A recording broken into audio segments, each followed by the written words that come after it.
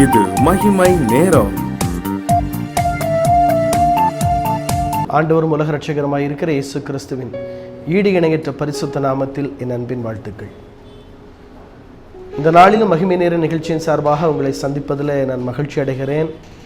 கர்த்தர் தாமே, கர்த்தருடைய வல்லமை தாமே உங்களை தொடர்ந்து ஆட்கொண்டு நடத்துவதாக.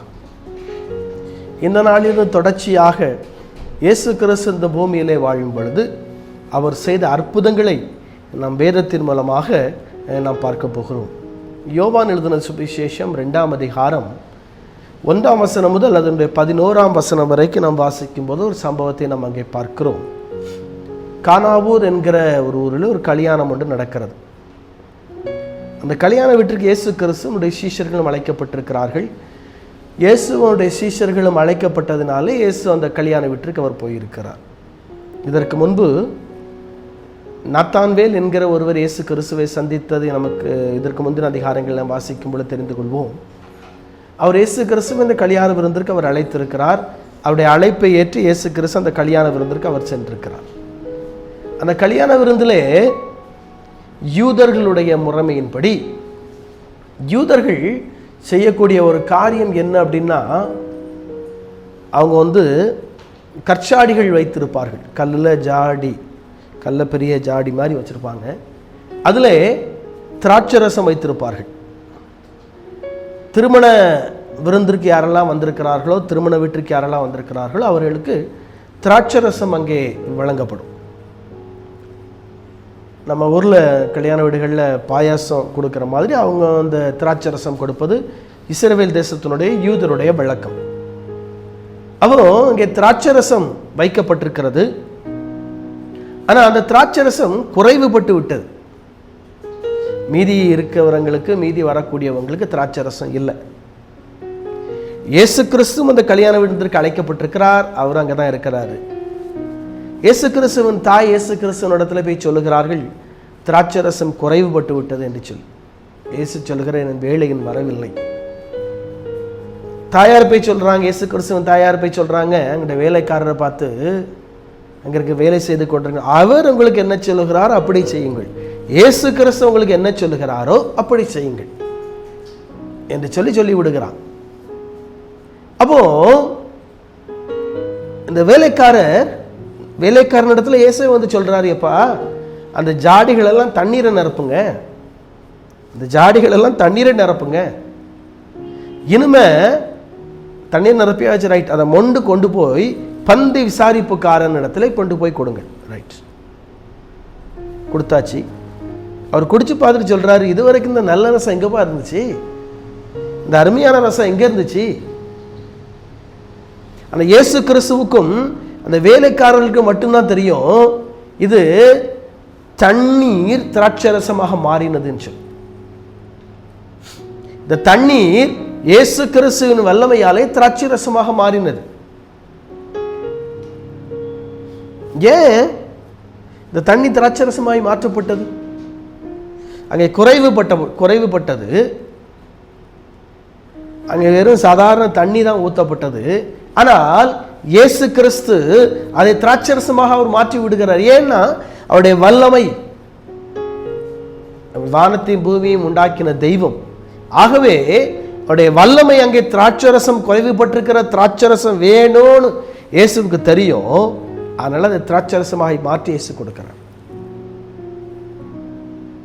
இயேசு கிறிஸ்துவனுடைய தாயார் ஏற்கனவே சொல்லிட்டாங்க, எப்பா திராட்சரசம் குறைவுபட்டு விட்டது. இயேசுக்கு தெரிஞ்சிட்டு திராட்சரசம் இல்லைன்னு இயேசுக்கு தெரிஞ்சிட்டு, அதனால அந்த தண்ணியை கொண்டு போய் கொடுங்க, அது திராட்சரசமாக மாறிவிடும். இன்னைக்கு உங்க வாழ்க்கையில நீங்கள் குறைவுபட்டிருக்கலாம், குறைவான அனுபவத்தோடு கூட நீங்க இருக்கலாம். நிறைவான வாழ்க்கையில நிறைவு வரும் என்று சொல்லி நீங்க எதிர்பார்த்து காத்து கொண்டிருக்கலாம். ஆனால் எந்த ஒரு நிறைவும் உங்களுடைய வாழ்க்கையில வராதபடி உங்களுடைய வாழ்க்கையில் ஒரு குறையே காணப்படலாம். அந்த குறைவை சரி செய்வதுதான் இயேசு கிறிஸ்துவனுடைய வேலை. இயேசு கிறிஸ்து உங்க வீட்டிலேயோ உங்க குடும்பத்திலேயோ அல்லது உங்க வாழ்க்கையில இயேசு கிறிஸ்து இருந்தால் அல்லது அவருடைய வல்லமை இருந்தால் உங்களுடைய வாழ்க்கையில் இருக்கிற அந்த குறைவை உங்களுடைய வாழ்க்கையில் இருக்கிற அந்த குறைவை இயேசு கிறிஸ்துவின் வல்லமை, இயேசு கிறிஸ்துவின் வல்லமை அந்த குறைவை நிறைவானதாக மாற்றும். அந்த குறைவை இயேசுவின் வல்லமை, கிறிஸ்துவின் வல்லமை அந்த குறைவை நிறைவாக மாற்றும். நிறைவாக மாற்றக்கூடிய வல்லமை இயேசு கிறிஸ்துவுக்கு உண்டு. அவர் அப்பேற்பட்ட வல்லமை உடையவர், அப்பேற்பட்ட மகத்துவமான ஒரு ஆண்டவர், அப்படிப்பட்ட ஒரு வல்லமையான ஆண்டவர். அவரை பற்றி கொள்ளும் பொழுது, அல்லது ஒரு குறைவு என் வாழ்க்கையில் வருதா, நிறைவு வேணும் எதிர்பார்க்கிறேன், ஆனால் குறைவு வருதா, அதை நிறைவு செய்யணும்னு விரும்புகிறேன், இயேசுவின் இடத்துல போய் கேட்போம், ஆண்டவரே என் வாழ்க்கையிலுடைய குறைவு வந்துட்டு, எல்லா பண காரியத்திலும், எல்லா காரியத்திலும், எந்த காரியத்திலும் என் வாழ்க்கையில் குறைவு வந்துட்டு, ஆண்டவரே இதை நீர் நிவர்த்தி செய்யணும், இந்த குறைவை வாழ்க்கையை விட்டு வெளியேறணும், நீர் உதவி செய்யணும் கேட்டா ஆண்டவர் நிச்சயமாய் நமக்கு உதவி செய்வார்.